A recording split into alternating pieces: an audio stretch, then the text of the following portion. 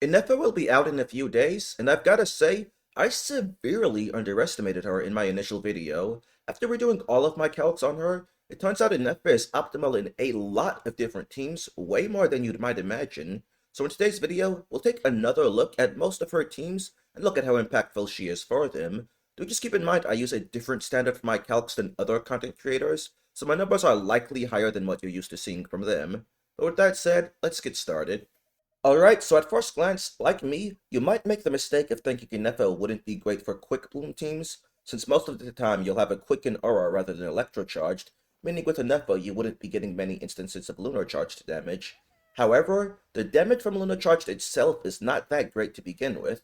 Rather, the main benefit is if the thunderclouds from the reaction are present, Ineffa will be triggering her A1 passive, which is where most of her damage comes from.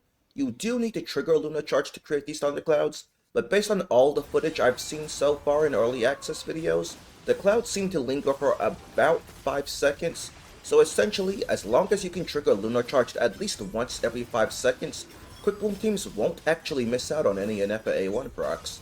Thus, they gain access to a much better off-field Electro option in Ineffa, with her doing far more personal damage than any other option, while also providing a shield so you don't need another sustain unit, and providing a decent-sized Elemental Mastery buff, of which Quickbloom units make great use out of.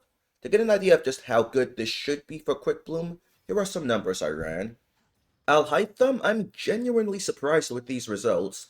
Right now his best team is with Nahida, Farina, and Kuki, but with Ineffa, that should change to Alhaitham, Ineffa, Yelan, or Roran. This looks weird at first glance, but it'll make sense. You actually want Alhaitham as solo Dendro here, because with double Dendro application, you'd pretty much never have Electrocharged Aura, and thus little to no Ineffa A1 procs. And since we're not doing double Dendro, we can do double Electro instead, which will help with everyone's energy requirements, especially Ineffa's. Auroron is great for this second Electro slot, as his passive has been updated to trigger off Lunar-Charged now. The Ineffa's A1 is considered Lunar-Charged damage, so this will allow Auroron to get his passive even against enemies that don't have an Electro-Charged aura. So he's able to deal decent sub-DPS damage here, not great but not bad either, while also buffing with 4-piece scroll, which is something Alhaitham normally lacks access to. Auroron can also refund up to 9 energy to Alhaitham, which is very helpful since he's solo Dendro. Alhaitham will still have high energy requirements to the point of wanting an ER sense as solo Dendro here, but the energy refund from Auroron still helps. And as we can see from the numbers, Alhaitham's damage should still be surprisingly solid here thanks to the buffs from Ineffa and Auroron. And overall, this is looking like it should be more than a 10% upgrade to Alhaitham's current team, and that's before any of the upgrades the team will likely get in Notcry, such as a support set for Ineffa and a better off-field Hydro unit. Moving on from Alhaitham, we've also got my dog Cyno, and Ineffa honestly seems to be almost perfect for him. She gives a fantastic option for a second Electro to ensure Cyno has no energy issues, while he himself is basically an Electro battery, especially if using Thundering Fury, so she pretty much won't have any energy needs either. So while Alhaitham has to give up double Dendro to use Ineffa, Cyno does not have to give up double Electro. Ineffa also has great uptime even for Cyno's long rotations, as her EM buff, shield, and turret all last 20 seconds. Another neat thing is, anytime you don't have Quicken up, you'll get Lunar Shock damage instead, which Cyno contributes very well to since he actively builds Elemental Mastery and Crit, so the Lunar Shock damage you'll get actually can make up for any lost aggravates. Currently, there should be 2 different ways to go about Cyno and Ineffa Quickbloom. First is with Farina and Baizu. Farina will apply Hydro for the entire rotation, with her burst having good buff uptime for Cyno, while Baizu will provide the healing needed to use her plus Dendro application. Baizu's healing can also help act as a safety net of sustain, so you don't die if Ineffa's shield breaks or when it expires. Then the other way to play Cyno and Ineffa Quickbloom should be with Xingqiu and Nahida, instead of Farina and Baizu. Farina's damage bonus buff is good, but it honestly doesn't apply to that much of your damage since Hyperbloom, Lunar Shock, and Ineffa's A1 don't use the stat at all, while using Xingqiu will get you a lot more Hyperblooms. With Farina not on the team, you don't need healing and as such can use Nahida for more buffing and sub-DPS. Xingqiu's damage reduction buff also applies to shields, so Ineffa's shield will be nearly unbreakable with him. However, Nahida will still have her multi-wave issues, so for the most part Farina and Baizu should be better, although Nahida and Xingqiu should be great in single target, especially if you have a C2 Nahida. But either of these team options are looking to be an upgrade over Cyno's current teams, And like with Alhaitham, there's plenty of room for it to get better with a support set for Ineffa in 6.0, as well as Columbina and maybe even Ino very likely being a good upgrade for the Hydro slot. Llama is also rumored to be a Lunar Bloom character. It's said that her blooms can be used for Hyper Bloom, although we don't know if they would be considered Lunar Hyper Bloom or not. If they would, then using her in Dendro slot should be another potential big upgrade, as Cyno's crit in addition to his EM applying to his Hyper Bloom would be perfect for him. But for another Quickbloom DPS, we also have Sethos. He's basically a 4-star ranged Cyno with less damage and lower field time, so he should be able to utilize Ineffa just as well.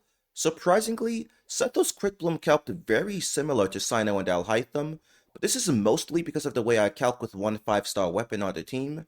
Sethos uses the 3-star weapon Slingshot extremely well. It's his second best weapon, only slightly behind Hunter's Path, so having him on Slingshot while Ineffa uses her signature instead of Ballad of the Fords is helping out his calcs a lot here. And if I were to give Ineffa her signature while keeping Alhaitham and Cyno on theirs, then they would both calc well above Sethos. Also keep in mind that Sethos ideally does walk cancels to maximize his damage, which, let's be real, most people will never do that, so I wouldn't look at this calc and use it to think Sethos is better than Cyno or Alhaitham by any means. However, Ineffa should absolutely make him a legitimately pretty strong 4-star DPS, able to grow even more powerful and not cry all the same ways as Cyno. And just to be sure I did my due diligence, I calc Clorinde Quickbloom, but exactly as you would expect, it's pretty far behind her Overload team. There are other existing DPS that could possibly use Ineffa well in Quickbloom, such as Yai, Kaching, maybe Tainari, but I haven't quite taken the time to look into them yet. So moving on from Quickbloom, we also need to talk about Overvape. This is a team archetype I overlooked in my initial video, but Ineffa is actually looking fantastic for this. Historically, Overvape has been a logically great reaction chain. The Electro application helps prevent you from ending up with a Pyro Aura, and you get both Overload and Electro-Charged damage as a free bonus. However, the value existing Electro units can provide to Pyro DPS simply hasn't been good enough, but Ineffa changes this, as our Elemental Mastery buff goes to good use, and you'll be getting an Electro-Charged aura often enough to allow Ineffa to get a lot of A1 procs and deal excellent damage. Plus, the Pyro DPS that would use Overvape, they benefit greatly from having a shield. One such Pyro DPS you might not expect to be good here is Hu Tao. However, using Yelan and Xingqiu, Overvape with Ineffa actually seems to be about equal to using Farina, Yelan, and Shalonin for a traditional double Hydro Vape team. Ineffa's personal damage is kinda just that good. It's higher than both Hydro units here, while the Hydros themselves are still contributing high damage. It is a shame that Farina can't be used here due to no healer, but once again, we can probably expect an upscale once we get Columbina, possibly even Ino, to replace Xingqiu in the second Hydro slot.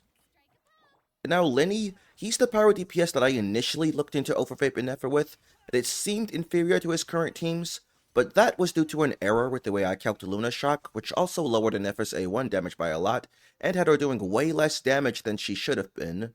I also had her building high energy recharge to burst every rotation, but that is not at all worth it. Just burst every other rotation, it'll be fine. So after fixing these things, the calc skyrocketed up to actually calcing as Lyney's best team, much higher than even pure buffer options like Sucrose, which is pretty insane considering there's also a much appreciated shield here. While Ineffa's damage doesn't snapshot, her shield, similar to Lanyan's, will snapshot span its attack buff, if cast in his burst, and become nigh unbreakable. So yeah, this is almost perfect for Lyney. Really the only downside is you can't fit in grouping, but grouping has been less valuable as of late anyway.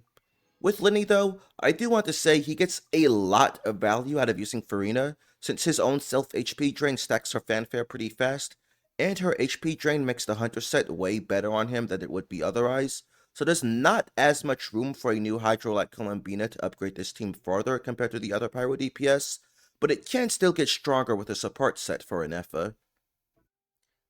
And then Yoimiya, I've got Ineffa, Farina, Bennett, basically being an exact side grade to Double Cryo Melt.